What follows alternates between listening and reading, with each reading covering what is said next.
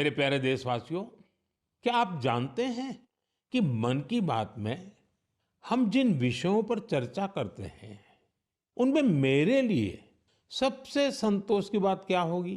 तो मैं इस बारे में यही कहूंगा कि मन की बात में हम जिन विषयों की चर्चा करते हैं, उनसे लोगों को समाज के लिए कुछ अच्छा, कुछ इनोवेटिव करने की प्रेरणा मिलती है। इससे हमारी संस्कृति, हमारे देश के कई पहलू उभर कर सामने आते हैं। साथियों, आप में से बहुतों को याद होगा, करीब 5 वर्ष पहले मैंने इस कार्यक्रम में भारतीय नस्ल के श्वान यानी डॉग्स की चर्चा की थी। मैंने देशवासियों के साथ ही अपने सुरक्षा बलों से आग्रह किया था कि वे भारतीय नस्ल के डॉग्स को अपनाएं, क्योंकि वो हमारे परिवेश और परिस्थितियों के अनुरूप ज्यादा आसानी से ढल जाते हैं।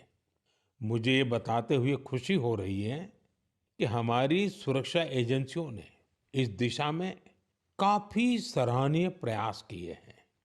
बीएसएफ और सीआरपीएफ ने अपने दस्तों में भारतीय नस्ल के डॉग्स की संख्या बढ़ाई है। डॉग्स की ट्रेनिंग के लिए बीएसएफ का नेशनल ट्रेनिंग सेंटर ग्वालियर के टेकनपुर में है। यहाँ उत्तर प्रदेश के रामपुर हाउंड, कर्नाटका और महाराष्ट्र के मुधोल हाउंड, इस पर विशेष रूप से फोकस किया जा रहा है। इस सेंटर पर ट्रेनर्स टेक्नोलॉजी और इनोवेशन की मदद से श्वानों को बेहतर तरीके से ट्रेन कर रहे हैं।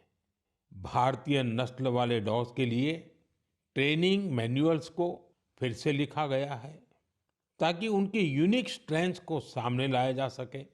बेंगलुरु में सीआरपीएफ के dog breeding and training school में मॉन्ग्रेल्स, मुधोल हाउंड, कोम्बाई और पांडिकोना जैसे भारतीय श्वानों को ट्रेन किया जा रहा है।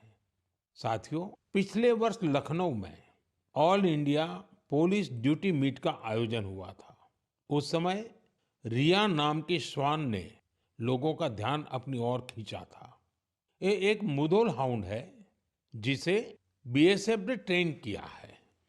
रिया ने यहाँ कई फॉरेन ब्रीड्स को पछाड़ते हुए पहला पुरस्कार जीता। साथियों, अब बीएसएफ ने अपने डॉग्स को विदेशी नामों के बजाय भारतीय नाम देने की परंपरा शुरू की है। हमारे यहाँ के देशी श्वान ने अद्भुत साहस भी दिखाया है। पिछले वर्ष छत्तीसगढ़ के माओवाद से प्रभावित रहे क्षेत्र में गश्त के दौरान सीआरपीएफ के एक देशी श्वान ने 8 किलोग्राम विस्फोटक का पता लगाया था। बीएसएफ और सीआरपीएफ ने इस दिशा में जो प्रयास किए हैं, उसके लिए मैं उन्हें बधाई देता हूं। वैसे मुझे 31 अक्टूबर का भी इंतजार है। यह लौह पुरुष सरदार पटेल की जयंती का दिन है।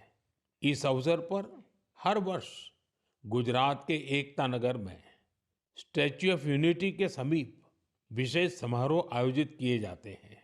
यहीं पर एकता दिवस परेड भी होती है और इस परेड में फिर से भारतीय श्वानों के सामर्थ्य का प्रदर्शन होगा।